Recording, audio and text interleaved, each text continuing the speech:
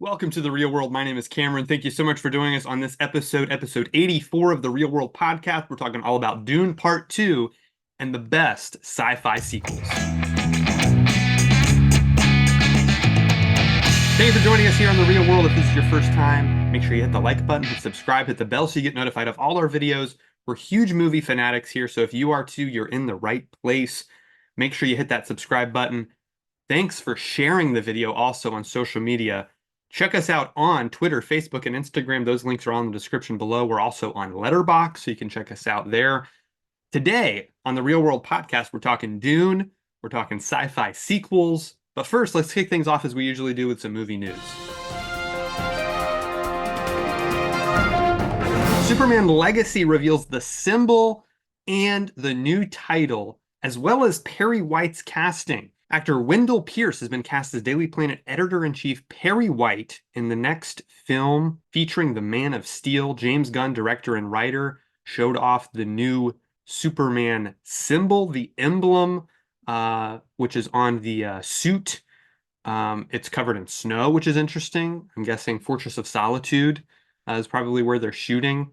And now he revealed the film is now titled, instead of Superman Legacy, it's simply titled Superman, which I think is a bold move, and I think it's a really interesting move. I'm very curious to see this movie, Superman being my favorite comic book character of all time. Very interested to see Gunn's take and what they do with it. The first image for Tron Ares arrived online this week. The film is set to release next year, 2025, and the log line was also released. It says the sophisticated program Ares is sent from the digital world into the real world on a dangerous mission, marking humankind's first encounter with AI beings. So clearly this is going to be a very relevant film as AI is a big topic right now. It's great that they're sticking with the Tron Legacy aesthetic, which I'm really excited about. Don't know if Daft Punk is coming back to do the score, but that would be a very welcome addition. The new Jurassic film is rumored to be titled Jurassic City. This is a really interesting title, I think is a smart move if they do set it in some type of big city following a family as they're being chased by dinosaurs. I think that could be a really interesting take and a really interesting new move. Gareth Edwards has been confirmed as the director now.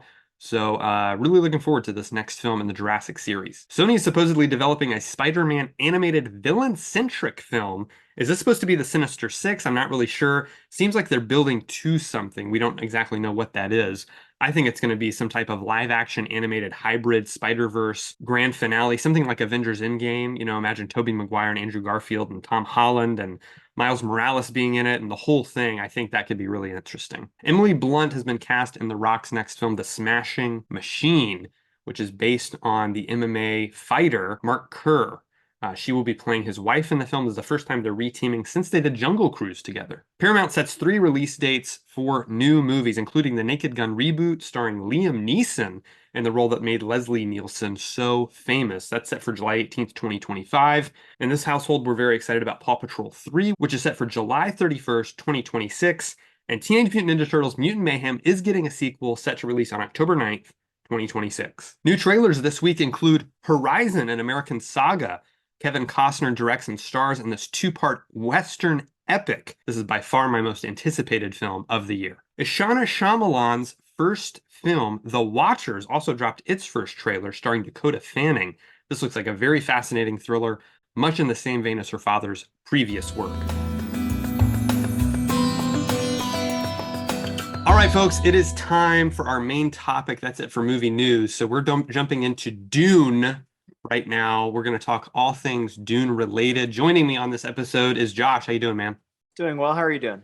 Doing great. Thanks for joining us. And a very special guest returning to the podcast is Ben. How you doing, man? I am doing great, my friend. Excellent. Excellent. So yeah, we just wanted to talk Dune briefly. So going back, I wanted to first, start with the book. Obviously, that's where this whole thing started. Frank Herbert's novel written in 1965. I found out it was actually based on 2 serialized stories he had in magazines. One was called Dune World, and the other was called Prophet of Dune. And he basically combined those to make the book. He went on to later do 6 novels in the Dune Chronicles series, and now there's been tons more. His son took over, and other guys have written books in this series. So it's been around for a long time. It was, of course, adapted into a film in 1984 by David Lynch. Then it was a TV series in the early 2000s. So it's gone through several different iterations. This is, of course, by far the biggest budget they've ever had. And so it's really interesting to see kind of the progression of a series like this. It's, again, been around since before Star Trek, before Star Wars, there was Dune, right? And so George Lucas has even stated how he was, heavily inspired by Dune for many of the things he did in Star Wars. So it's a highly influential work of sci-fi. Bringing it into, the discussion now, we just got the second part of this Dune saga, what will hopefully be at least a trilogy that they're planning on making. Director Denis Villeneuve is at the helm of this project, and so he's obviously directed the first one back in 2021. It was released, and now Dune Part 2 is in theaters. So you can check out our reaction. My brother Carson and I got to see it opening night. Check that out on the channel right now. But we wanted to jump into Dune and get our thoughts on first Part 1. So I want to know what you guys think about the first Dune movie, and kind of just tell me a little bit about your kind of initial thoughts on seeing that. How many times have you seen it? I know I've seen it at least, 5 times, I think now, because I got the 4K, and it was, of course, originally released to theaters and HBO Max. So I got to watch it on at home, kind of as soon as it was released during pandemic days. So, Josh, you want to kick us off? What are your thoughts on the first Dune movie? So I think I've seen it 3 times now. Not quite your five, but Right. it was one of those movies where I wasn't really sure how I felt about it. Wasn't quite sure how much I liked it. I knew I liked it, but like I don't know. I was uncertain. So seeing it each time I saw it, it's just now I just absolutely love it, and I think it's one of the best sci-fi movies ever. So unfortunately, it's not a sequel though, so I can't include it today Right. in our ranking. But yeah, I think it's just a masterwork of sci-fi, of just cinema filmmaking on every level, like acting, cinematography obviously plays a huge part. Everything's sonically going on, both the score, such a experimental score from Zimmer, and then just the sound design. And that's something that really stuck out to me in watching part two. So I won't say anything more on that yet, but it just kind of like retroactively made me think about the sound design in the first film and how everything is so I don't know, so specific and otherworldly, and it really stands out in a good way. But yeah, I don't know. Some of my favorite parts in the first movie, pretty much any time that the bagpipes are playing, but it just accents those scenes so well. And then I lost whatever other one I was thinking of, but yeah, pretty much. The dialogue between Leto and Paul when he's talking about fulfilling the role of like following in his footsteps of leading House Atreides. It's really Excellent. impactful emotional scene. Yeah, for sure. Great. Ben, go ahead and give us your thoughts on Dune Part 1. So yeah, Dune Part 1, I had seen Blade Runner 2049, so I knew what I was getting into with Denis Villeneuve. Is that how you pronounce his name? I think that's Denis right. Yeah. Villeneuve. And I knew, like you said, that George Lucas was heavily inspired by Dune when crafting Star Wars. So walking in, I knew, like, all right, I'm probably going to like this because a lot of the elements of Star Wars, the mythological approach, the hero's journey, just the prophetic nature of that saga I knew was going to be a part of this. That I had no idea how grand it was going to be. And I will say, watching Dune Part 1 in Dolby Atmos, it was very mesmerizing, powerful, and the feeling of an epic that was coming, but it wasn't there yet. But I knew something was coming. At the end of Dune Part 1, I was okay with what we got. I have a lot of friends who tell me, oh, it was far too much exposition. I'm like, well, that's the point. He's trying to set the stage. So by the time we actually get into the action and the payoff, it will be as effective, which I'm not going to say my Part 2 yet, but Dune Part 1 was a solid beginning. And I was immediately invested in the character of Paul, his duty as both a son and a possible messiah to the people of Arrakis, as well as the balance of religion and politics, which you don't really see in a lot of movies. A lot of people nowadays try to pan away from religion and politics, or at least merging them together. But the way it is portrayed in this movie, I found to be really good and very bold. So, Yeah. besides amazing cinematography, the score, and sound design. It was a great watch. It's up there with Zack Snyder's Justice League and Green Knight for me for 2021. Great movie. Excellent. Great stuff. Yeah, I totally agree with you guys. It's one of my favorites of recent years. It's a phenomenal achievement. Like you're saying, to bring a whole new kind of world to life. It's yeah, the world building's fantastic. That first film really does establish everything really well. But it never gets boring. That's the difficult thing to achieve with that is like it's so much, it is a lot of exposition, setting up character introductions, all that stuff, but it's never makes me, nod off when I'm watching it. It's really engaging and interesting and just really great filmmaking. Again, great writing, but also, like you mentioned, great cinematography and the score and so many elements of it, the production design, it all just really comes together in a fantastic way. So yeah, I'm also a massive fan of that first movie. I was doing a little research on Denis, and he got interviewed by Letterboxd, who I know we're all on Letterboxd, and they've been doing some cool interviews lately on red carpets, asking people their four favorites, what they would have on their profiles. And his favorites are pretty interesting, and they make a lot of sense.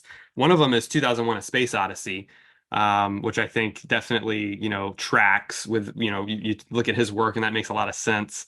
Another favorite of his is Apocalypse Now, which I also think is really one that, thinking about a lot of these, it very much carries over into his work. He likes a film by Bergman called Persona, which I have not seen, but I really want to watch that one. Blade Runner is another favorite of his, as well as Close Encounters of the Third Kind. And so it's cool to think about, I was thinking back through his filmography and I'm like, well, obviously he made a Blade Runner sequel, so that's pretty obvious, right there. But then, I was thinking about like Arrival. I mean, that's very Close Encounters, right? It's like kind of a modern kind of retelling almost of that story.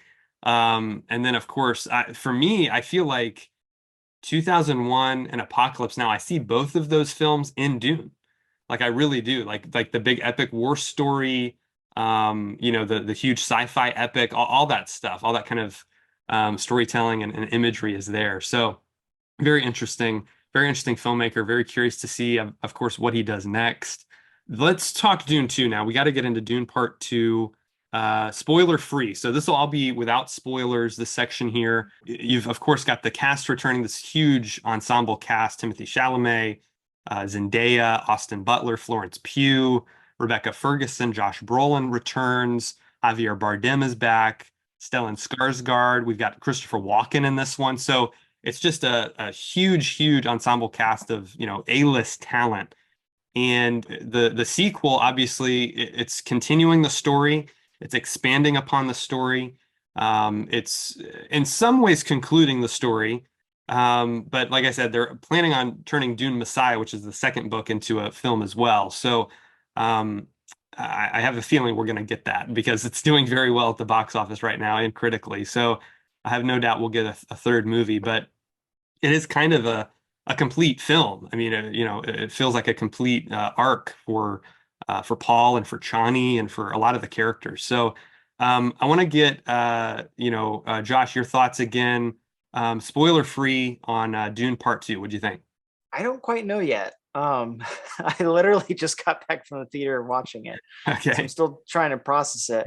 I guess spoiler free, I would say I don't know. I kind of like the first one better. I think Okay. right now, and granted, the first I did take two watch throughs of the first one to fully acclimate to it and like it. So I think that may be the case here as well. I'm excited to see it again. So it wasn't like, oh, it was garbage or it was disappointment or anything like that. No, it's still an excellent movie. It kind of has like everything that you had from the first movie kind of carries over here. Like you mentioned the actors, and Ben and I mentioned the sound design. Like that's all still present. I think he is. You mentioned exposition. I think he does an excellent job, not making it boring. It's so easy to do, just explaining things, and just the way he's done it in two different films has not been boring at all, which I think was as just a testament to his filmmaking alone, because that's can so easily go wrong and be boring. Um, Acting is super on point. The score again from Zimmer is great. It'll probably take a couple of watch throughs to really pay attention to it, or listening to the score isolated from the movie. But what I caught was good. More of Javier Bardem's character, who I like, so that was and he's an excellent actor. I really like him as an actor, so more of his character is great. Yeah, I don't know. It was good. Can't wait to see what's next going forward. Excellent, excellent, great stuff. Ben, go ahead and give us your quick thoughts, just again, spoiler free, on what your kind of feeling was about Dune Part 2 here. All right, well, non spoiler, I believe the director has crafted not only a sequel that pays off what the first film established, but this one he has broadened and subverted our expectations and understanding of not just Paul Atreides, but also Arrakis and the rest of the galaxy. Like, I love that they actually went beyond just Arrakis and how it all ties into this initial conflict of Paul and his rise to power, pretty much. So it was shocking. I'm surprised I can remember all that. I actually was a little bit sleep deprived when I was at work, but man, I've never seen explosions look so beautiful in such a long time. Like, the explosions just alone, wow. The texture and just the quality. Which, by the way, the visual effects, my gosh, like, I forgot during like the sandworm sequences that was all visual. I thought it was real. It was that impressive. So my gosh. And as I said, like in Dune Part One, I love the continuation of the how they utilize both religion and politics as chess pieces and how it ends up matching together by the end of the film. So a lot has come to mind still, and I plan on seeing it again real soon. But those are my initial non-spoiler thoughts at the moment. Excellent, great stuff. Yeah, yeah. I think this is extraordinary movie. I mean, really, in every level, it really, it's kind of incredible that the filmmakers pulled it off twice. I feel like two masterpieces back to back is genuinely how I feel about each of these films. I do think really both of them stand alone pretty well. Part two gets you caught up pretty quick on what's going on. My wife hadn't seen part one in a while, and she went and saw it today, and she didn't really miss a beat. She wants to rewatch part one, but she didn't feel like she missed out on anything. So that's definitely a great achievement. Superb direction. The visuals are just fantastic. I feel like Denis is one of these guys that he captures magic on film. He, like you were saying, Ben, it just feels so real. For such a kind of bizarre, weird world and like weird stuff going on, you wouldn't think you'd be able to achieve that level of authenticity, but that's the magic trick he pulls off, and it's one of the greatest I've ever seen. So, yeah, phenomenal on that level. And then, of course, Greg Fraser is a guy we're going to be talking a lot because his cinematography is just on another level. I mean, this guy, from part one to what he did on the Batman, Rogue One, I mean, every movie he shot that I've seen, I just kind of blown away by. So stellar, visuals, kind of had Lawrence of Arabia vibes, just these huge epic desert landscape shots that just were quite striking. On the performance front, I think this is Chalamet's best he's ever done. I really do. I think he's just fantastic and everything I've seen him in, but this was just kind of challenging him on so many levels because you're so much to play there that I thought was really compelling. And then Zendaya, I feel the same way. I feel like this is her best work as an actress. She's really, again, has a lot of different emotions to go through, and her character is so interesting. So great on the performance front. Zimmer, like you guys already mentioned, just continues to impress and innovate. It's what's one thing that's really incredible at a guy who's done so much work over the past, 40 years plus he's been working, to continue to be creative and, sounds that we've never heard, instruments that he's like creating or having people play their instruments in weird ways, just incredible work. So really impressive there. Every other thing, costumes, production design, hair, makeup, the effects, the locations, the stunts. This one is much more action heavy. And it just really delivers on every level. So Yeah, I'm blown away again by Dune. It's one of these universes that I'm now just so intrigued by. I want to read the Mm, book now. I want to read the same. next book and find out what's going to happen next and that kind of thing. So it's one thing that's really just gotten me engaged. So I'm at 5 stars. I really am. I think that this is one of the best films. Again, as a sequel, as a standalone movie, in the sci-fi genre from this filmmaker, I feel like it's one of the best. So I'm at a full 5 stars on it. Josh, you want to give us your star rating? I'll withhold that till the second viewing. Okay, okay, sure. Ben, do you have a star rating yet? As of right now, I think I would give it a 4.5 out of 5. Only Okay, because, like part one, it's semi-incomplete. If you put them together, I would give it the full 5 stars because they're incomplete, and I do believe you need to watch both in order to get the full effect. It's because of gotcha. that. But I highly recommend for anyone who has not seen this movie yet, go see it. It is hands down the best film of 2024 so far. Oh yeah, Hands down. yeah, And it will end easily. up in the top 10 list for this year. It's going to. So.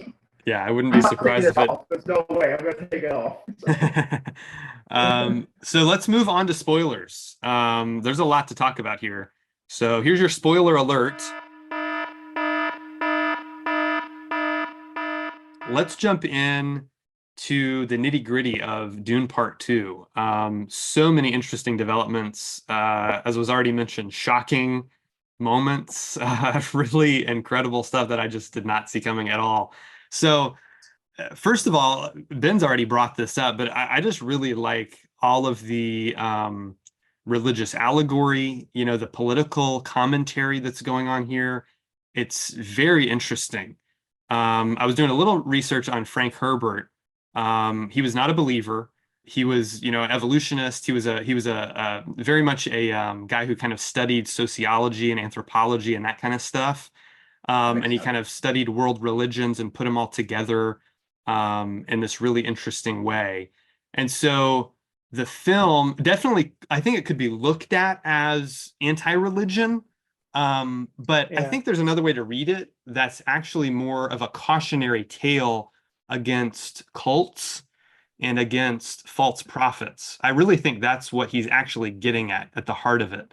And so it's very much a warning, against those types of things. So yeah, very fascinating on a philosophical level. Just really just interesting stuff going on there. So those are kind of my thoughts on the kind of the storytelling and the kind of big ideas behind this. The story of Paul Atreides is so interesting to watch because he is, very much one of these kind of chosen one figures that we've seen many times in fiction, right? But he kind of goes down a much darker path, which is interesting to watch unfold and why that happens and how that happens. How his mother influences him, how Chani and the Fremen obviously influence him as well. So it's just a fascinating kind of journey that we go on with him. Obviously, the development of him being related to the Harkonnens was really just kind of came out of nowhere for me. I was like, whoa, that's very interesting. And then, his big choice at the end to marry the princess over Chani. That was just a big moment that I did not see coming. So very interesting stuff going on there. There's interesting stuff going on with his sister as well. That was such an Mm. interesting, odd thing that I really found interesting. And Anya Taylor-Joy, of course, joining the cast secretly was pretty cool. A pretty cool That was. surprise. So those are the big moments that I think kind of stood out to me, spoiler wise, that I just think, again, they make sense. They work, I think, for the story that's being told here. It was just not the story that I was expecting necessarily. So I really enjoyed that. As far as action goes, the sandworms, of course, were incredible to get more of Oh, that. epic. That was so good. And then the final battle for me, I mean, we're talking not seen since Lord of the Rings. I mean, really, and that's what it reminded me of. It's like the epic scale and scope of these battle sequences are just mind blowing. So that's some of my initial spoiler thoughts. I'll get into a few more I have in just a moment. But Josh, why don't you jump in with some of your spoiler spoiler review of kind of the movie and what you thought of kind of the big developments here. Well, so I actually have a question on your first one about religion versus and politics. Mm-hmm. Because the movie kind of frames it from the first one and this one, like Paul's still the good guy, and this like Messiah path he doesn't want, obviously, but like it kind of seems like it's still a good path. Like it's still, everything's still on the good side of things for this. And then obviously I thought it was interesting because as the movie starts, maybe like I don't know, it was a quarter, a third of the way through, but like you see his mom kind of like, there's almost with the music, or I don't know exactly what it was, but there's almost a sense of foreboding in her and how she's trying to manipulate him. And I was like, Right. oh, that's interesting. And so I don't know, I was just wondering what your take on it is for, as far as like, oh, is the prophecy and his being the Messiah to these people, is that a good thing or not? Is it still a good guy path, so to speak? Yeah, I don't get the sense that it is. I get the sense that he Mm. has been corrupted and that he's going down a very, if he's doing it for the right reasons, maybe, but he's doing it in ways that I think could be very destructive. So I don't see this leading to anywhere good in the third movie. I think there's a possibility. Again, I haven't read the book, so people who have read the book are going, typing right now. But yeah, I don't know. I don't see it. I don't see it go. I don't see him turning and kind of being the big hero at the end of all this. I really feel Mm. like he's made a choice that he maybe feels is for the greater good, but I also kind of feel like throughout the movie we get this whole sense of this is kind of going to his head a little bit. Like Chani's Mhm. constantly kind of warning him, like, "Hey, this maybe isn't right," and she's kind of trying to keep him grounded. But I feel like once we get to the end of the story, the influence his mother has had, the influence that again the Fremen who believe in him have had on him, it's kind of all gone to his head a little bit. And I feel like he's again maybe making choices that he feels are right, but I don't feel like they were the right choices at all. So yeah, I don't see it going the right way for him and for anyone. I don't know if maybe, I mean, Chani, I feel like Chani could end up being the hero, and maybe she actually has to defeat him at the end. That's kind of where I Ooh. feel like they're leading, which would be kind of crazy. But yeah, that's kind of my thoughts. Ben, go ahead and give us your spoiler thoughts on Dune Part Two. Like you said about the ending, it can go anywhere. It's either the beginning of the fall or the beginning of the rise for Paul. And I love the story of him learning how to be more like the people of Arrakis, writing the Sandworms, falling in love with Shawnee, and stuck in the middle between choosing to stay away from the Harkonnens or drinking water, like the blue stuff. So I had no idea it came from the worms. I thought it was some sort of like blood, and then they showed you exactly like how they extract the water of life. I was very grossed out. But I thought it was very interesting. Yeah, the way the mother was able to kind of wake up her infant child by drinking the water. Now she's able to communicate with her unborn child in a weird psychological way. And on a side note, I'm actually kind of disappointed they had to reveal, like at the premiere, that Anya Taylor-Joy was in the movie. If they didn't show that, I think my surprise would have been bigger, because I already knew when they announced she had a secret role. Like, I think I know who she's playing. So, but yeah, that was cool. The battle sequences were glorious, like biblical scale. It reminded me of like old classic, like Ten Commandments type of stuff. So I want to see more epics like that, and I hope Hollywood is considering doing it, especially with filmmakers like Denis Villeneuve. I know right now they're all stuck in a superhero, social media, TV style frenzy on how movies should be made, but no, this is like master filmmaking. We got to see more, but I'm begging to see more like this. But that was good. The casting, I love Florence Pugh. I love Austin Butler.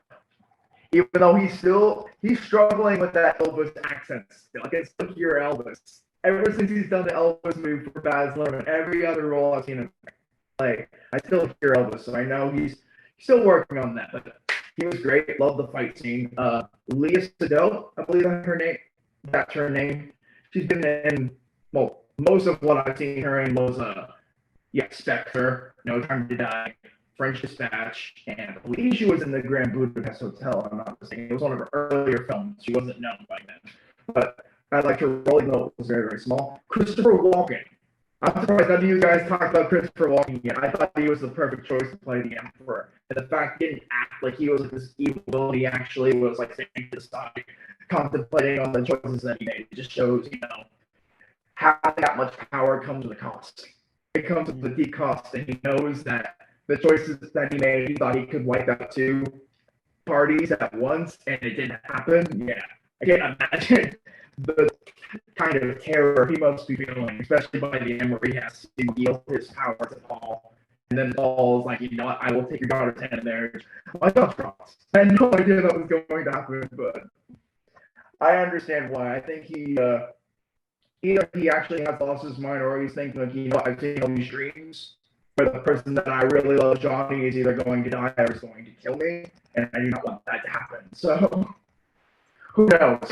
Dune Messiah could go anywhere. I have no idea what happens in the book, and I'm going to avoid it until I either read the book or when an adaptation of Dune Messiah comes out. But as right now, just keeping it short, glorious, biblical, piercing, grand, much better than part one. That's Dune part two. That's Dune part two. Awesome. Great stuff. Yeah. Like you mentioned the cast. Yeah, I was about to bring them up too. Austin Butler, I thought was fantastic. Just totally transformed, the prosthetics and the makeup for him and for, of course, Stellan Skarsgård are just beyond anything I think I've ever seen. Pretty fantastic. I really like Josh Brolin returning here. He's one of my favorite characters from the first film, and I'm glad he got more to do here, as well as Javier Bardem, got a lot more screen time here as well. So yeah, the performances, again, across the board were wonderful. Yeah, it's tough. I've been contemplating, is it better than the original or not? It is hard. On one viewing, it's difficult, I think. I think it's probably because I did rewatch the first one actually twice this week before I went and saw the Wow. second one. And I really do like that movie, man. It is so well done. But yeah, part two, I can't wait to see it again. It's definitely, I would say, one of the best sequels ever. And just a monument of filmmaking. So that's it, folks, for our review of Dune Part 2. Check it out in theaters right now. You get tickets at the link below. Make sure you hit the like button, hit subscribe. Let us know in the comments if you've seen it, what your review of Dune Part 2 is. Did you like it? Did you like it better than the first one? We want to know all your thoughts and have a conversation with you down there. But now it's time to jump in to our favorite sci-fi sequels of all time. All right, folks, this is it. We're going to start with our top 5 list. Before we jump into our top 5 favorite sci-fi sequels, we want to talk to you a little bit about how we went about making these lists in the first place. So it's always difficult doing a top 5 list of anything because you have to weed through all these movies and figure out, all right, which ones do I want in this list? Do I just want to pick my absolute favorites, or do I want to have a variety of kind of different types of movies? Or there's all kinds of ways of going about doing this. So a few criteria I had was, first of all, it had to be a direct sequel, so no third or fourth or fifth movies in the saga. I also decided to go no comic book movies. A lot of people consider comic book movies sci-fi. A lot of them lean heavily into sci-fi, but I decided not to do that. So unfortunately, Guardians Volume 2 did not make the list, even though that is one of my favorites. I really like that movie a lot. So that was another criteria I had. And then the last one I had was I decided to pick ones that I felt were actually better than the original. A lot of sci-fi sequels I like, but I tend to maybe like the original a little bit more. So these 5 are all ones I would consider actually superior to the first film. So that's what I ended up doing with my list. Josh, how did you go about creating your top 5? Well, it's interesting because this is actually probably I only have 18 films in this list. I also did no superheroes and just direct sequel. Although I threw in episode 2, Star Wars episode 2, because technically it's a sequel to the Phantom Menace. But anyway, it's not my top 5. Sure. Okay. But yeah, I only have 18 movies in this, so I feel like it's probably the smallest amount of movies I've had to pick from for a top 5, probably of any ones we've done so far. So I thought that was really interesting. And looking at these, with the exception of maybe a couple, I think pretty much all of them I do consider better than the first movie, which is interesting. That kind of just kind of happened. I wasn't really going about that intentionally, but after you made that point, I was like, oh yeah, that's kind of true, Great. accidentally. But yeah, I was Okay. kind of yeah, it just went for whatever was better, I guess. Okay. And then I just which ones I liked more. Sure. Awesome. Okay, Ben, how did you go about making your list? Similar way? I would say so. I just thought, you know what, I'm just gonna choose the films that stand out to me the most, the ones that inspire me, the ones I can remember and Hmm. recall how many scenes I liked and styles of filmmaking. Plus, I thought, you know what, I could choose sequels that may not be better than the first one, but I think are equally as good as the first one. I would consider that to be a good sequel. Sure. So yeah, and like you said, I avoided comic book movies until I did put one comic book movie down, and I decided, you know, I'm going to save that for another day. When we talk about if we ever talk about more comic book movies, I'm going to talk about that particular movie. But then there are others that lean more into the horror genre. So I'm like, you know what, nah, that's more horror movie than horror. So yeah, it was pretty straightforward. You just have to wait until Dune Part 2 came out and I saw it to verify, okay, this is going to be the top five. So there you go. Awesome. Great, great. Excellent. Okay. All right, folks. Well, now it's time to jump into some honorable mentions before we get to our top five. Just a few that didn't quite make the cut that we're still big fans of. One I wanted to mention was one that I don't own, but it's a movie I like. I've watched a couple times. It's called The Chronicles of Riddick with Vin Diesel. I actually think it's a really cool sci-fi movie. It's a cool world. There's a lot of world building in that movie, especially compared to the first one, which is really a small horror movie, essentially, is what that one is. So this one really expands the mythology. It's a bigger action type film. I was rewatching it last night and quite enjoy it. Then, of course, I had to bring up Back to the Future Part 2. I like this whole trilogy a lot. I don't think the second one is as good as the original, which is why it didn't make the cut. But I still get a lot out of it. Although, actually, the third movie is my favorite of the trilogy, which I know a lot of people um, kind of shocked by sometimes, but I really like the Western genre. So had to mention that one. Had to mention Matrix Reloaded. I think it's kind of an underrated sequel. I really like this movie. I like the action in it. I like the story. I think it goes in some interesting directions. Puts the focus more on Neo and Trinity and that relationship, which I think is fascinating. There's some great action set pieces. Again, it's one that I don't think is as good as the original. That's why it didn't make the cut, but it's a sequel that I greatly enjoy. And then one that it's almost neck and neck with the original for me, 10 Cloverfield Lane. I think this is a really, really good movie. I Uh, forgot about that film. yeah, I honestly don't. I love that movie. Like I said, I don't know. I can't put it above the original just because of how unique that found footage stuff is, but it's a really, really solid follow-up, very different type of a sequel. I'm also a big fan of the Maze Runner movies. I really like these films. I think they're highly underrated. I Yes. think they kind of just get better for me as they go on. Wes Ball, who directed these, is doing the new Planet of the Apes. That's one reason why I'm so ecstatic about that film. So I definitely am a big fan of The Scorch Trials, the second film in that series. Big fan of Quiet Place Part 2. Great sequel. Really looking forward to Day One coming out later this year. So I had to bring that one up. And then the toughest cuts for me that I'll talk about why each one of them didn't quite make it. Blade Runner 2049, one of my favorite sequels ever. I think it's a perfect follow-up to the original. I just can't put it above it. I can't say that it's better than the first Blade Runner because I'm such a big fan of that movie that I can't quite say it.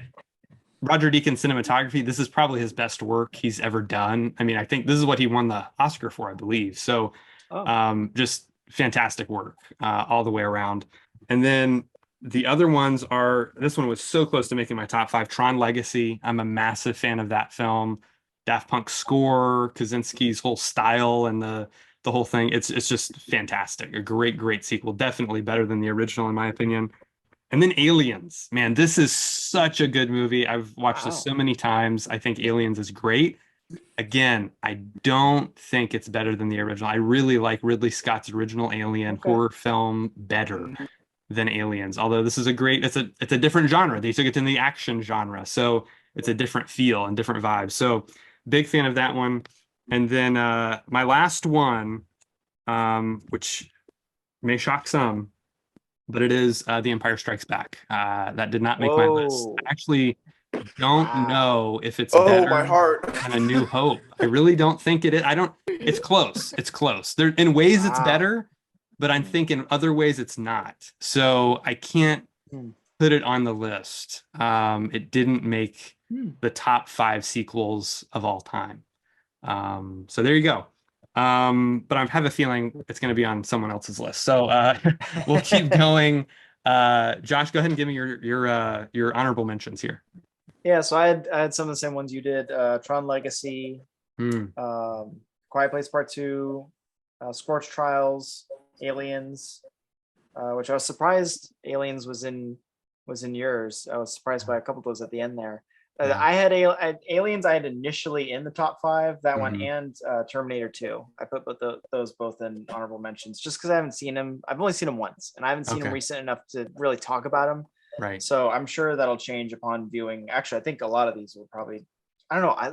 I like all of these movies I that know. are in this list, which is so Yeah. interesting because they're all sci-fi and they're all sequels. I Right. was It was really interesting as I was making this. I was like, I really like a lot of these movies. Yeah. Um, Probably more than I've liked any of the other, like as a whole, the other Right. lists that we've done, which is really interesting. Some other ones I had was Dawn of the Planet of the Apes, the second of the reboot trilogy. I threw in episode 2 and Alien Covenant, even though they are like down the line as far as like real world timeline, but they're chronologically second to the prequels Right. that they take place in. And I think the only other ones I had were Insurgent, the sequel to Divergent, and I think that one was better than the first one too. Avatar: The Way of Water and Godzilla, King of the Monsters, and Dune Part 2. Okay. Okay. Excellent. Great. Ben, go ahead and give us. Do you have any honorable mentions you want to bring up? I do. So, A Quiet Place Part 2, I think it's as good as the first one. I think if you watch part 1, then part 2, it tells a pretty solid story, and I'm just waiting for them to make a part 3, a solid part 3, but we have day 1 to look forward to later in June. So, I'm excited for that. The Hunger Games Catching Fire, I consider that to be sci-fi, because it's dystopian, and there's a lot of sci-fi elements in terms of like mutations and just designs, and none of that's real.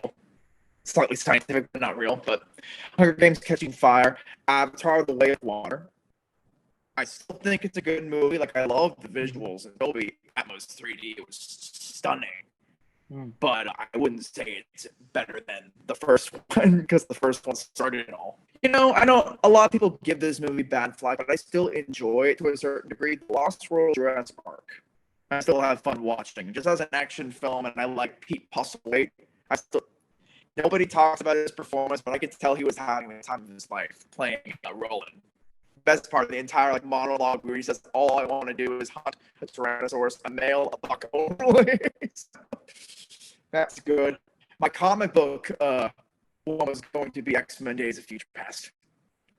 I consider that science fiction because of the time travel, Tron Legacy, and now I'm at like a top 6, so it's hard to get rid of one. But because I've only seen it once, I have to put Blade Runner 2049 into the honorable mentions because I only saw it once and I wasn't able to process all the layers and the conflict beyond just the relationship between Ryan Gosling and Harrison Ford and Anthony Armas. So, Gotcha. yeah, Blade Runner Great. 2049. That goes in the honorable mention. And now I get to officially have a top 5 list. Awesome. Great. So you Excellent. guys helped me out, and I appreciate that. Excellent. Excellent. All right, guys. Well, this is it. It's time to kick off our top 5 list. So, yeah, this is again it was a tough one to make for me, especially I think the top 2 definitely were locked in. The other ones I kind of went back and forth on a lot after I put in certain criteria. So let's kick things off with number 5. Josh, you want to give us your number 5 sci-fi sequel? I have 10 Cloverfield Lane at number 5. Nice. And I think maybe it would be higher, but I feel like it's probably the least sci-fi out of all the ones that we've mentioned, maybe. Right, right. Which is fine. It's still technically sci-fi. Yep.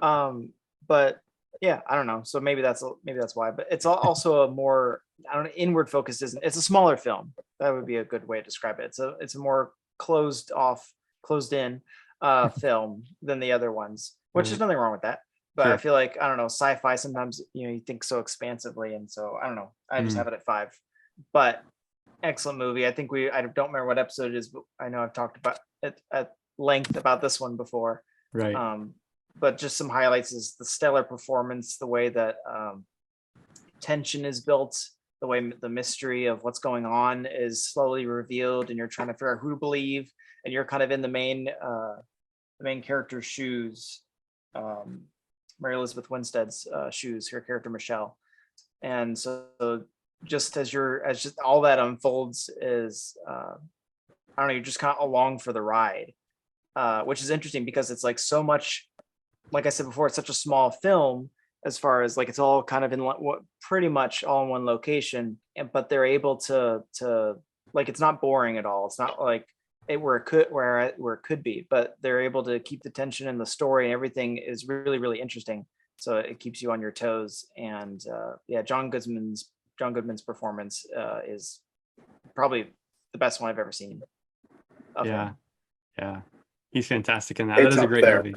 Yep, yep, for sure, for sure. Good stuff. Well, obviously it was in my honorable mentions. Like I said, it's a great one. So yeah, very claustrophobic thriller that I've enjoyed Mhm. several times. And yeah, you're right, it doesn't really get sci-fi until the end. It's the whole movie is sci-fi technically. You just don't know it until the end, right? So it's pretty neat. Really cool film. I like how they did that one. So excellent. All right, that's your number 5. Now we're moving on to Ben. What is your number 5 sci-fi sequel of all time?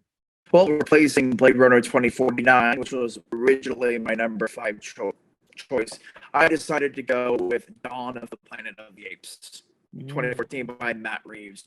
I just think every single aspect of the film, from the casting to the cinematography to the scope to the stakes to the twists and to the finale, it's all better than Rise of the Planet of the Apes, and it actually feels more, in my opinion, like a Planet of the Apes film, similar to that of the original films than Rise did to my eyes. I just think Matt Reeves, along with Michael Giacchino's score, which was very similar to that of Jerry Goldsmith, who, may he rest in peace. What a great film composer. Nobody talks about Goldsmith other than like Williams and Zimmer and Elfman. Where's Jerry Goldsmith and all that? He was great. I still think the new Planet of the Apes trilogy with Andy Serkis, Rise, Dawn, and War, one of the greatest trilogies of all time. Each one getting better than the previous one. But I think, Yes.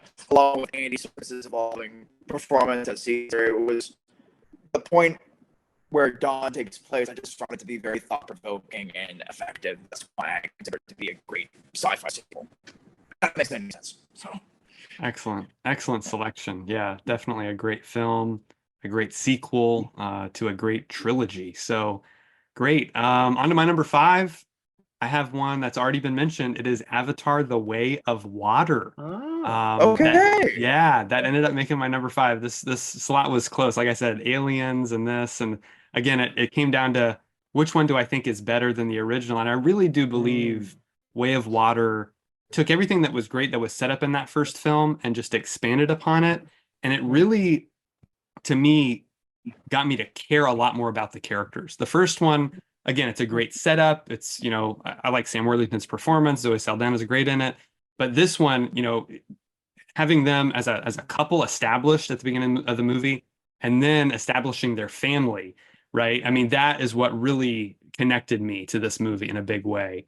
So it's got that family element. It's still got that to me an even more epic and grand scale to this movie.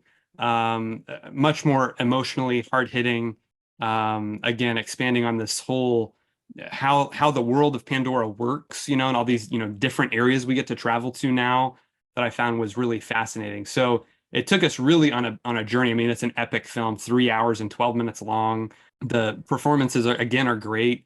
I really found all the performances to be kind of elevated and better. Even Stephen Lang coming back as the villain. Smaller roles like Kate Winslet, has a role in the film. She did a great job. And bringing back Sigourney Weaver was such an interesting choice as a 14-year-old character.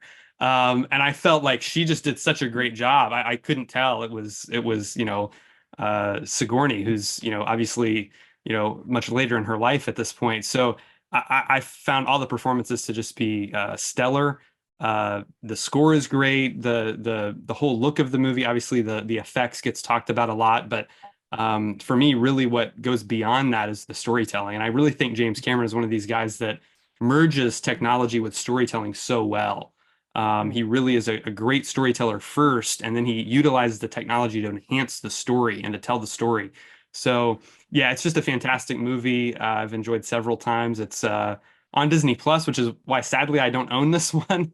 I do own the first one. I haven't bought this one yet on 4K. I definitely want to get it eventually and check out all the bonus features. But yeah, it's a fantastic movie. It was obviously highly anticipated, ended up grossing over $2 billion. So it's one of the highest grossing movies of all time. He did it twice, which is incredible. Three times if you count Titanic. But yeah, great movie. I've enjoyed a number of times since it was released just a couple of years ago. And again, I think it's what really hits it hard is the family element and the story that they tell with that whole kind of family unit and going on a journey with them. So that's what made number 5 for me. We're moving right along to number 4. Josh, what do you have at your 4th slot? So number 4, I have Hellboy 2: The Golden Army. Oh, okay. Okay, And nice. yeah, so this one I guess it's kind of multi-genre, but it's Yep, still sci-fi. sure. We still got sci-fi elements here at play, but I feel like this one, like the first movie, I knew nothing about any of these, and I guess Cameron, actually, your love for like Pacific Rim and Del Toro and just his style and everything, it kind of like was like, okay, I'll give these a shot. And yeah, the first one was like okay, and then the second one just like blew me away, and so that's why I've got it here on the top 5. Actually, is just because it takes everything from the first and just makes it kind of like what you were saying about The Way of Water. That's for me that the Hellboy 2 does that, and actually I think for all of my top 5, it was like taking what works about the first one and then elevating it to another level. And Right. I think it's just like totally on a different level here. All the practical effects and all the costuming and special effects and that, or not special effects, but the visual effects with that, all the like in camera creatures and everything, it just blew me away. And this is like what, 2008. Yeah. And I was just totally flummoxed by all that, because you always expect like, oh, nowadays it's just going to be CGI everything, but Right. I really respect Del Toro for his focus on practical effects and in camera creature effects and things like that. Like it kind of like harkened me back to Star Wars a bit in that sense. It was very refreshing. But yeah, so that's, I don't know, that's kind of why I have it here, is just totally blew me out of the water as a much better movie than the first one. Yeah, same for me. I think for both of those movies, I was not expecting much, even though I was a big Hmm. fan of Del Toro. When I saw them much later after they had been released, many years after they had been released. And yeah, the first one I really liked. And then yeah, like you're saying, that second one just elevated everything about it. And yeah, I'm glad you highlighted all the practical effects because that's a huge part of that and huge part of what Del Toro wanted to do with it. So yeah, great pick, great pick. On to Ben's number 4. What do you got? Yeah, I got a film by James Cameron. Mm. And the reason why I have it at number 4 is because, like another sequel he ended up making earlier in his career, they just follow similar family dynamic formats. So for that, I put for number 4 Terminator 2 Judgment Day. Excellent. I think the action is a lot better. The chemistry is solid between Sarah Connor, John Connor, and T-800.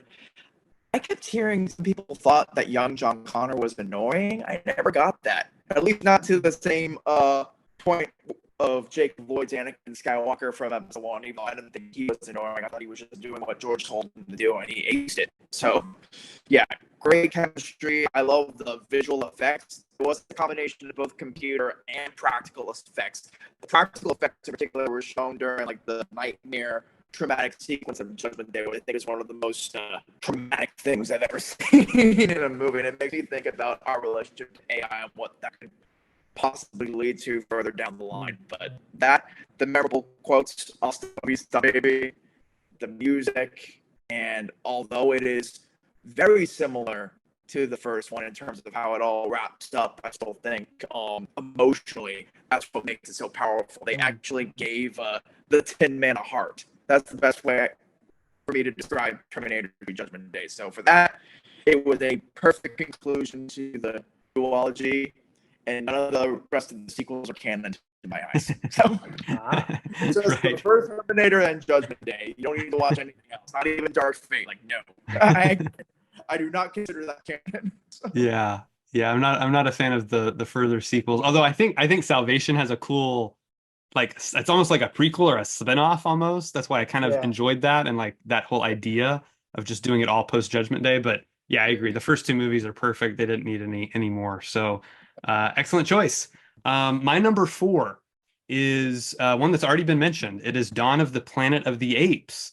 Yeah, look, like Ben said, I mean, you know, Rise, I think, was a great way to kind of bring this franchise back and really grounding it in a very human story and making us connect with Caesar and that whole thing. But what Dawn did again was you know, take it further, and you know, it's all about Caesar. I mean, he's the main character.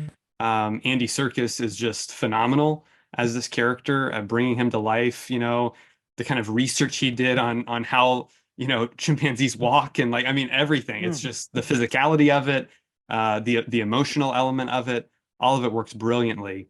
And bringing in a guy like Matt Reeves, who is this writer, director, you know, visionary filmmaker who's all about point of view. You know, he really wanted to tell a character-driven narrative on Caesar and kind of what he's going through, kind of becoming this leader and dealing with this conflict with the humans, you know, that are left after the simian flu wipes out most of humanity. So it's one of these great kind of apocalyptic, post-apocalyptic stories that I'm a big fan of. You know, what's also great about it is Reeves and Michael Giacchino, who worked on it, all these different guys, they were fans of the originals. And so they're getting to kind of put their own spin on it, much like happened, you know, with the Star Wars sequels, you know, fans now getting to kind of put their own mark on the franchise, and they just did it in a way that was fantastic. So it really balances the human drama with the ape drama very well. You have those two storylines that, you know, Jason Clarke and Kerry Russell and Cody Smith McPhee, their whole kind of storyline, and then you have Caesar and Cornelia and his, you know, family. And then of course Koba, you know, and then so you have kind of like the kind of two almost mirrored storylines going on with these two families, and then like Koba being the antagonist on the ape side, and then Gary Oldman's character being the antagonist on the human side, and all of it just comes to a head at the end. It's just a great finale, incredible action sequences, some stellar visuals. I'm watching the movie right now. Actually, it's on here in the background. And the scene with the Koba riding through the fire just happened, and it's like, oh man, the imagery is just stands out in your mind so much. It's great. So performance-wise, the whole cast is fantastic. Great cinematography. I love it when movies go full circle, you know, and so we start on Caesar's eyes and then we end on Caesar's eyes in this movie, and it's just like great kind of stuff like that just you can tell they put extra effort into and really kind of cared about what they were doing. So yeah, huge fan of this. I think it is, again, a better film than the first one. Like you guys said, though, I think War actually is my favorite of the trilogy, but this was a perfect kind of middle chapter that they executed very well here. So yeah, that's what made my number four. Now we're on to Josh and your number three. What do you got? So number three, I have a film that was already mentioned. I have The Hunger Games: Catching Fire. Okay. I see. Okay. Yeah, and best one. It is the best one, actually. Yes. Yeah. And I think kind of like I don't know, kind of like I said with Hellboy 2, it takes everything that the first one did well and just elevates it to a totally another level. Because like the first one is a good film, but I think this one just, I don't know, it's kind of, I kind of make a New Hope and Empire comparison, where it feels like it's more of I don't know, the filmmaking. This just seems like a higher quality to it. Not that A New Hope or the first Hunger Games has like a lesser quality or anything on the filmmaking aspect. I don't know. There's just like another level that it's reached, and kind of like just overall the characters and like what's going on in the story, and like returning to the games, but in a different way. I don't know. It goes about it in a way that I don't know. It just has a certain, I don't know how the word to use, but it has a certain air about it that just puts it at a different level where you kind of look at it as like this is like a better movie, even if you don't like it as much. Which in this case, it is the best one. So but yeah, everything is on point here. Katniss again, as we see just all the characters and their interactions, and I feel like this movie it increases your liking of the characters that you've already seen, and gives you some liking of characters that we haven't seen before, like I'm blanking on his name, Finnick, I think is the character. Yes, yeah, like he's great. He's probably my favorite character in this movie, as just like his air and everything, and like at first you think he's like an arrogant jerk or whatever, and then like he kind of comes around and you're like, oh wait, spoiler, he's one of the good guys or whatever. And I don't know, it's just a really, it's fun, but it's like harrowing just because the story that it is. But I don't know, it's just better to me than the first one, and it's just all around, like you can pluck this movie out of the, maybe not completely out of the story because you need to know who everybody is, but as far as like I can think of it on the level of like beyond the scope of what the other movies are. Like I can pull, because it's such a good movie, I can pull it out of its series, if you will, and kind of think of it kind of like on this, where I'm like, oh, I'm putting it among my top 5 because it's done well enough to be held in regard, I guess is the right way. I don't know if that's the right way to say it, but Sure. Gotcha. Great. I'm one of the few that prefers the first one. So Really? I don't fully agree here, but that can be a whole other discussion at a different time. I think it's the cinematography, the way Gary Ross shot the first one. I like the people think he overdid the handheld. I like that, and I think it really puts you in the character's shoes. But the second one, it does have that great, like the games are just so, it's such a weird, unique thing, and how it's all set up and everything. It's really well done. It's a great sequel for sure. So yeah, excellent choice. Now we're moving on to Ben's number 3. What do you got? And for number 3, it's another James Cameron flick. And I have to acknowledge this because this is like one of the very first sequels where I saw them actually change genre effectively. And that being said, it's Aliens from 1986. Don't get me wrong, I still love the very first one. I love the art house, body horror nature, where everything feels claustrophobic and you're dealing with this thing that can blend in to the environment of the spaceship, so you have no idea if it's right next to you. It could be disguised as a pipe or up in the ceiling. That will always be there with a crown on it. But Aliens, very close. I think they're equal. And the reason why they're equal is how it all pans out at the end. Like, you evade an alien, the alien ends up on the ship. You blow it out of the airlock just like the very first one. That's why they're equal, and one is not better than the other. But the thing about the sequel, not just the genre changes that are effective and work, but memorable characters, the emotion. I think Sigourney Weaver's performance as Ripley could be her strongest I've ever seen in her career, and like the action spectrum of things, as well as there's another thing that I wrote down here, but I wanted to talk about this. I thought it was interesting that James Cameron, like Terminator 2 and Avatar: The Way of Water, he liked exploring curses, the effects of the first films, and how they've carried that traumatic event, and how adding a family dynamic into the story, how it makes them evolve and decide whether or not, you know, it's just a sign of hope, or am I just going to be tortured even more out of it? So That's a great point. I found that interesting. Yeah. So yeah, in short, I think Aliens is a great blockbuster. For sure. Yeah, it's a stupendous action movie. I mean, we watched it again this week with the commentary on, and watched the special edition. Have you seen the special edition? Yeah, I own it. I do own it. Okay.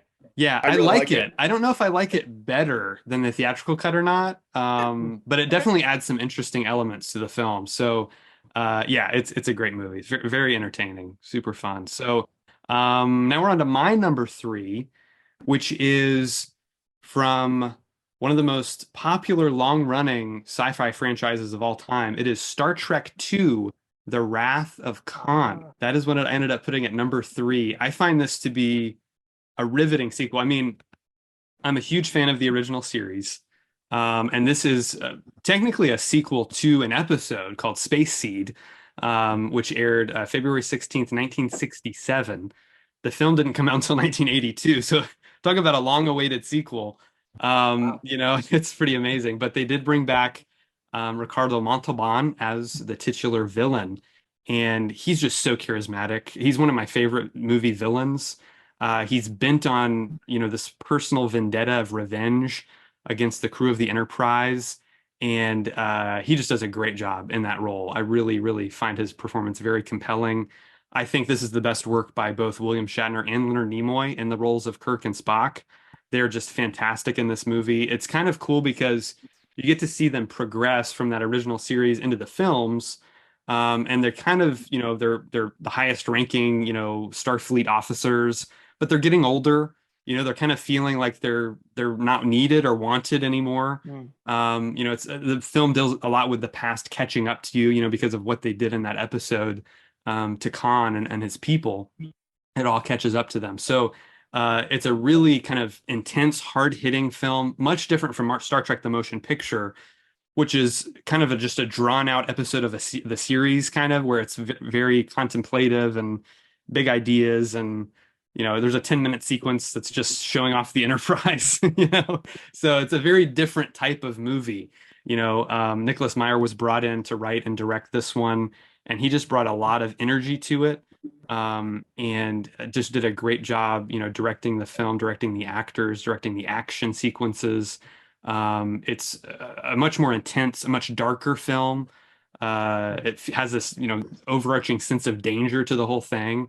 They kind of do feel outmatched, the crew of the Enterprise, for the first time.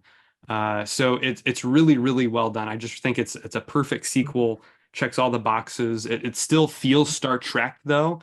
Kind of feels like a submarine movie in space, and so it has all those elements to it. The entire cast again is great. So yeah, it's a sequel that I find to be certainly above, the first film, and is definitely my favorite of the entire original run of those films with the original crew. I would actually put it probably on par with J.J. Abrams' 2009 film, which is my favorite Hmm. of all the Star Trek movies. So yeah, great film, great sequel. All right, so that's it for my number three. Josh, what do you have at number two? So interestingly enough, I also have a Star Trek film. Uh, it is not The Wrath of Khan, though. It is the other sequel, Star Trek Into Darkness. Right, the other Khan film.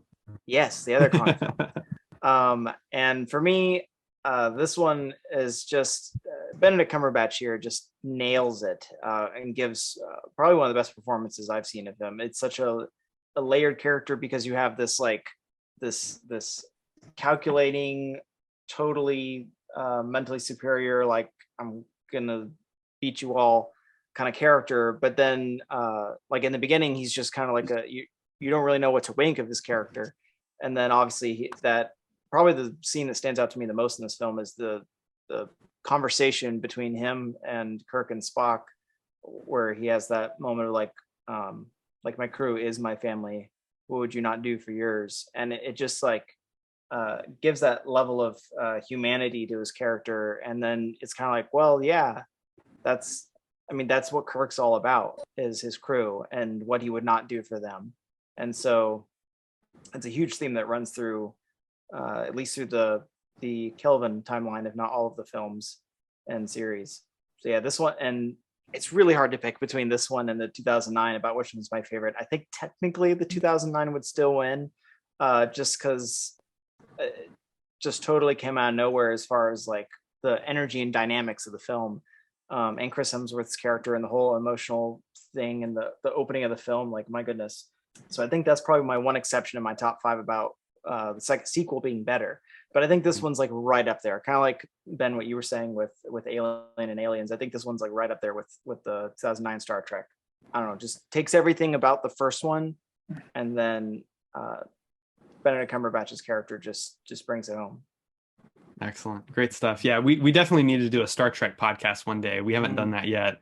That would be really fun to maybe rank them all, or, just discuss each one and what we like and don't like about each of them. So I'll have to plan on that in the future sometime. We're on to Ben. Ben, what is your number 2 selection? As of right now, my number 2 selection is Dune Part 2. Whoa, bold move. Yeah, I just really liked it. I thought it was an effective sequel, and like I said previously, I just love how it just continues the twisted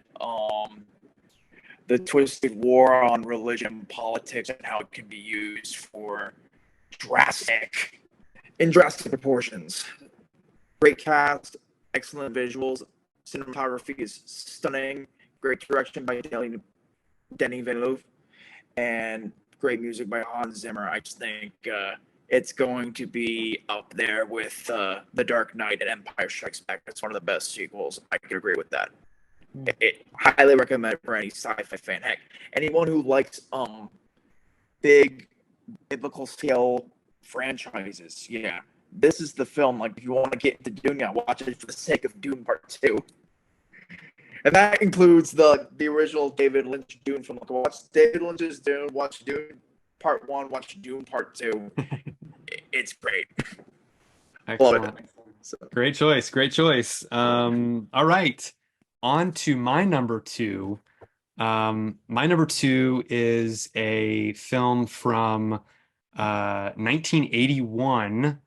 It's actually a film that I think is it's definitely better than the first one. I don't know if I like it as much as the third or fourth, because they're all so strong.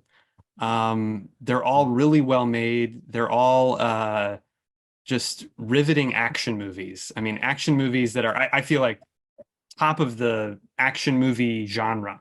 But they're also sci-fi films. They're post-apocalyptic films. It's Mad Max 2, The Road Warrior. That's what I ended up going with for number 2. Man, this is one of my favorite movies ever. I've got the whole Mad Max anthology here. All 4 films. I'm eagerly anticipating Furiosa. Oh yeah. Look, George Miller, this guy is just one of my favorite filmmakers. He's in so many different, he does the Mad Max movies, then he goes and makes like Happy Feet, I love that. He's done like Babe, Pig in the City. He's done so many different types of films. Wait, he did Babe? He did the second one. Yeah. He did. Yeah, he's a very eclectic filmmaker. But his Mad Max movies, to me, like I said, some of my favorite action movies ever. Enthralling stunt sequences. I mean, this film has no CGI, right? I mean, that's what's really stunning about it, is that it was all shot on location in Australia, and they did not have any additional digital effects. So it's all what you're seeing on screen is what they did in camera on the day, on the road. I mean, really jumping from these vehicles and these incredible fight sequences and explosions, and I mean everything you could want in a stunt film, an action movie is here. In my opinion, some of the best stunts that have ever been filmed. So really big fan of that whole side of it. The action side, there's it ends with this awesome, chase sequence, which is just one of my favorites ever. But also the story. I really think that it's a compelling story. It's a simple story. It's kind of your typical kind of Western story of this kind of lone figure wanders into this town, and has to defend the city from these bandits. It's very, very Western, and I'm a big fan of the Western genre. So really like this character of Mad Max, and what you see him go through in the first film certainly carries over here. He's kind of been hardened by what he's gone through, and what's cool about this movie is it really does stand alone very well, because American audiences hadn't even seen the first Mad Max. That was an Australian kind of independent film, so it never got a wide release in the US. And so when they made the sequel and had a bigger budget, they're like, we got to release it worldwide so we make our money back. But they didn't release the first one. So the second film, that's why it's titled The Road Warrior here in the US, and in Australia, it's called Mad Max 2. But they kind of recap the first movie in the opening kind of scene, the opening narration. There's a Oh, montage that kind of recaps that first film, and so you see kind of what went on there. But again, this one, so it stands alone very well. Mel Gibson, this is his breakout role. This is what kind of made him a superstar and made him kind oh of wow. go on to make all the other films that he made and ended up directing, of course, and everything else. He's only got 16 lines of dialogue here, which I love. It's Wow. pure visual storytelling. Wow. Miller just does a great job with all the visuals. It's got great camera work, great editing. It's a very tight, film. I love side characters like Lord Humongous is one of the great villains. He's got a great look about him. And is kind of surprisingly eloquent in the way he talks, the way he looks. You wouldn't think this guy's kind of a brute and he's kind of just going to be a kind of dumb guy, the way he speaks, but he's kind of eloquent in some of the things that he says. And then, of course, the feral kid, is one of my favorite kind of sidekick young characters in movie history. He's pretty cool. Gets in on the action and is pretty awesome. That'd be a good Then, podcast idea. yeah, that would be a cool podcast idea. Young sidekicks. Right, exactly. So yeah, again, like we're talking about with the sequel, it kind of expands on the world a little bit more. Mm. Stands alone. It's a lot about Max kind of rediscovering his humanity through his interactions, specifically with Feral Kid and some of the other characters he interacts with. So yeah, a perfect example of action filmmaking. I think it's stupendous on every level. So I've watched it many times. It's probably the Mad Max movie I've maybe watched the most. That and Beyond Thunderdome, I go back and forth of being my favorite. Even though Fury Road's a masterpiece, it's wonderful. Really I still actually prefer the second and third films in the franchise. interesting. So yeah, big Road Warrior fan. I need Okay. to see. I need to just sit down and go through all the Mad Maxes before Furiosa comes out because I've Have only you? seen the first one, and I've only seen it like, and Fury Road, but I've only Okay. seen the first one once, and it was like midnight, and I was like super tired, and I had to keep rewinding it because I kept falling asleep. I need to like actually sit through and watch it, and then watch these next two, which I didn't realize you liked that much. I didn't know that you liked more than Fury Road. Yeah, I That think it might. surprises me. I mean, it may have something to do with the fact that they're the first ones I saw, maybe. I don't know. You I saw saw them them before you saw the first one? before Fury Road. So Oh, no, okay. I went through no, actually I think Road Warrior might have been the first one I watched.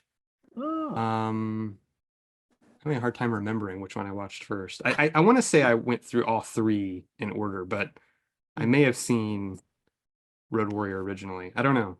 I can't recall. But yeah, the first three are all great. The first one's a great kind of setup, great origin story.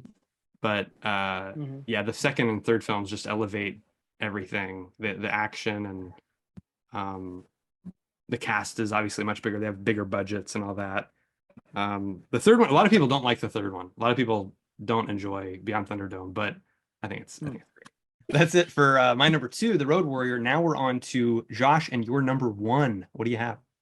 So it's gonna be a huge surprise. No one ever's gonna see it coming, but it is Emperor Strikes Back.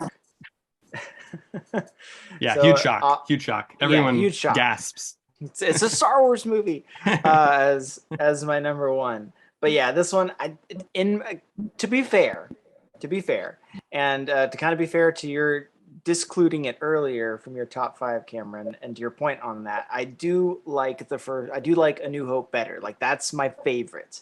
But I do think that this is like objectively, as much as you can say objectively for a film, a better movie than A New Hope.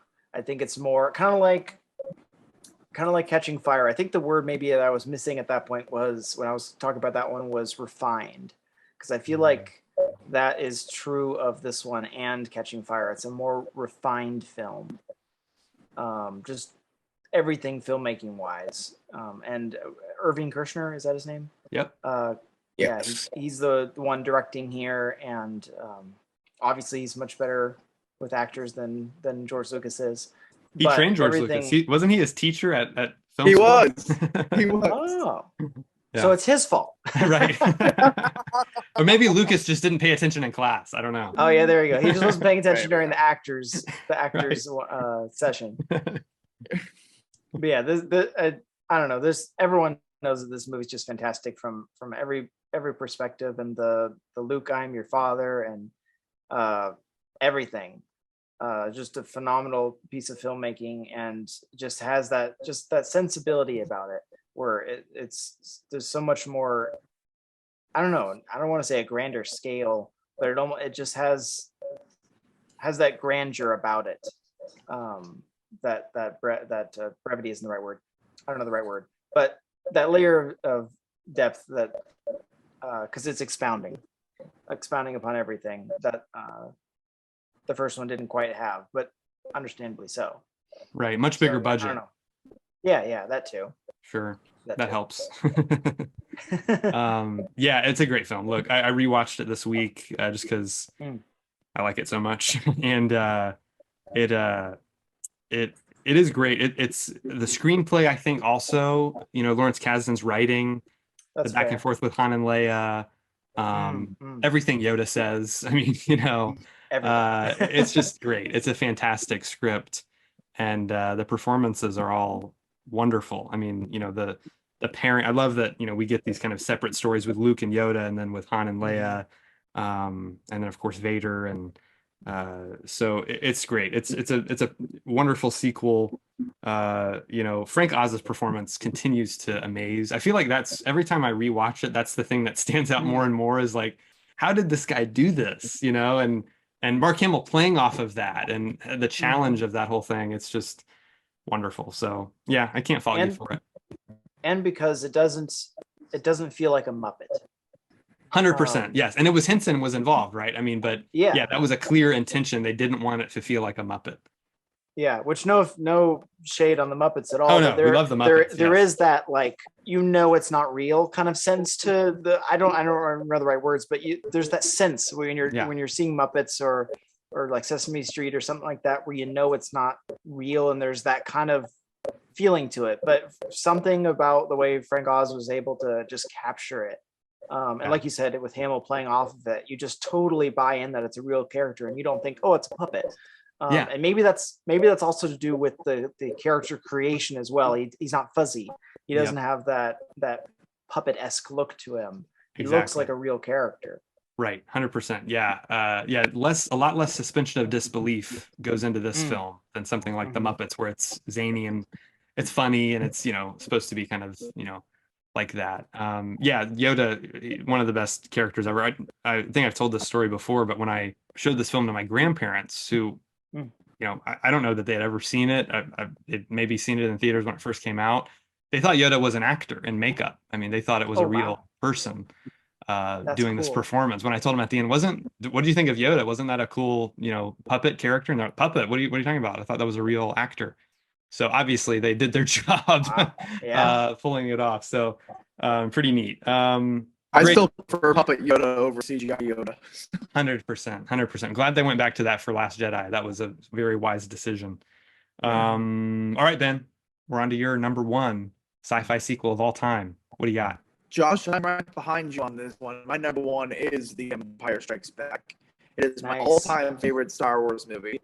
I consider it a masterclass in crafting an effective sequel to one of the greatest franchise launches of all time.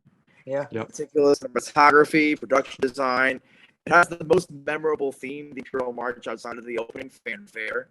The dream of the adventure and heroism from the first one becomes a journey of constant, rigorous evasion and awakening truths, which hit hard for all the characters. There's subversion. Everybody thinks that Luke and Leia are going to be a thing, but it turns out to be a Han and Leia thing, and we're all against it until Return of the Jedi when they say, oh yeah, Luke and Leia are related, and everyone gets grossed out by that. I got grossed out. I discovered that truth. Like, what? I want Luke and Leia to be together, but this? No! I love its open-ended nature as well. The fact that it just leaves you on a cliffhanger that is exciting, yet you're still contemplating as to whether or not all the truths that have been revealed are actual truths. I just think it's a powerful film. And lastly, who doesn't want to get trained and then roasted by a Muppet Master? Yeah, it was great. It was definitely my favorite character from the movie, and I just wish we got more Puppet Yoda other than 5, 6, and 8. I would love to have seen it one last time, especially Rise of Skywalker, but that's just me. But Yeah, Yeah. Puppet Yoda all the way. Yeah. If you watch a Oh, theatrical cut of episode one, you get Muppet Yep. Yoda, but they've oh. replaced him now with He CGI looks after nothing the like the original yeah, trilogy he one. didn't look It's just yeah, weird. it's true. He Why did did they look odd. change it? I don't get it. So, Yeah. I don't know. Probably wasn't intentional. Yeah. I Because don't know. even the Last Jedi looks a little different, and they had the mold, like they literally copied it. Right. So, but even then, I think it's just human creation. Yeah, It's hard episode to one, they duplicate may have exactly. trying to go younger, I guess, because it's Mhm. 40 years, 30 years before, but I don't know. But to Um, your, I would say something I didn't mention that you brought up, Ben, was like the sequel at that time was with Empire Strikes Back. It is like a moment in history in that sense too, because like sequels beforehand weren't really that great. So yeah, that was they were something two that, point ohs. yeah, and that was something that I think was kind of went into the filmmaking. They were kind of afraid that this was, at least the studio wise, they were kind of afraid that like, oh, sequels are generally not as good. So what are we going to do here? Is this actually going to live up to it? And so this kind of changed the landscape of filmmaking, where people are just, I don't know, just started making better sequels. Great point. Yeah, Yeah, absolutely. great point. Yep. All right, folks, on to my number one, my favorite sci-fi sequel of all time. It has been mentioned already. Oh, It is none other than James Cameron's Terminator 2 ah, Judgment Day. To me, this is not only the best sci-fi sequel, it might be my favorite sequel ever made. It is, I think, a perfect movie in every regard. Uh, James Cameron, it's my favorite film of his. mm, It's a perfect kind of sci-fi action movie where the characters and the story drive the action. It's not just mindless action for no reason. Every action has a reason for what they're doing. The characters all have great motivation for what they're doing. The performances are fantastic. I mean, Linda Hamilton gives one of my favorite all-time movie performances here. I mean, she is just off the rails. I mean, it's incredible, especially going from that first film where she's so kind of timid, and that whole movie is kind of mm, about her becoming this kind of survivor and this warrior. And then in this film, she just elevates it to a whole nother level. I mean, she's like, she's the mother of the future. I mean, she really becomes that character here. And it just the way they developed her and what they did with her in the psych ward and everything where we find her is so unexpected. And then moving on from that and her whole mission to, terminate Miles Dyson. She becomes a Terminator herself, becomes the thing she's trying to destroy. I mean, there's so many great themes there mhm, of, especially nowadays, we talk all about AI and that whole thing. And then, fate versus free will, no fate but what we make is one of my favorite movie lines. So just great stuff from her. And then, of course, Arnold doesn't get enough praise, I think, for this performance. It's really mhm, layered and interesting because he's basically a blank slate, robot when the movie starts, and then he becomes this father figure to this character, John Connor, and it's really touching. I mean, the ending always makes me tear up. I mean, it's really incredible what they're able to do there with the thumbs up. I mean, it's just a great, yeah, great all-time movie moment, movie image. Edward Furlong, like you mentioned, Ben, I don't find him annoying. He seems like he's kind of a brat. He's kind of a jerk, but that's the point of the character. Right? He's like Yeah, he's got no father figure, no mother figure really. He's kind of off on his own and mm, doing his own thing. And he's had such a weird upbringing. You kind of learn about through the history of like she's kind of dated these guys so that he can learn how to be a soldier. And like it's such a weird thing to think about when you really get into like his mindset and how that kid was brought up. It's so messed up, but he just does a great job. Robert Patrick also as the T-1000. I mean, just talk about a cold, calculating villain. I mean, he is fantastic in that role. mhm, So scary and deadly, I mean, the liquid metal, obviously, that whole thing of blending these practical and CG effects. This is 2 years before Jurassic Park did this. I mean, this is really groundbreaking stuff that mhm, people yeah. if I feel like forget about sometimes. Jurassic Park kind of overshadows it a lot, I feel like, when it comes to that element of it, but it's really a huge technical achievement as well. So all of that to say, it again is one of my favorite movies ever. Again, a perfect mm, sequel. Great sci-fi sequel. I've watched it numerous times. It's another one with a special edition that I think, again, the special edition has cool elements to it, but I think, still prefer the theatrical cut. That's the version I grew up watching. But yeah, that's it. Terminator 2, the end of the Terminator saga has been said. um, it's a great film. So that's it, folks. That is it for our top 5 sci-fi sequels of all time. Let us know your picks in the comments below. We want to know what your favorite sci-fi sequels ever are. Make sure, again, you leave your review of Dune Part 2 if you got to see that. We want to have a conversation about that film as well. Josh, as always, it's great to have you. Thanks for joining us. Thanks for having me. Glad to talk about Dune Part 2 and these favorite sci-fi sequels. Yeah, it was a lot of fun. Ben, again, thank you for joining us. Can't wait to have you on again. Thank you, man. As always, it was a privilege. Thanks so much. Again, make sure you hit that like button, hit subscribe, hit the bell so you get notified of all our videos. Also, follow us on Letterboxd. All 3 of us are on Letterboxd. I'll leave those links in the description as well, so you can follow us on there. Check out all of our reviews for these movies and so many more. We're huge movie fanatics, so we're always watching and posting reviews. So check us out there. Again, thank you so much for joining us. We will see you next time right here on The Real World.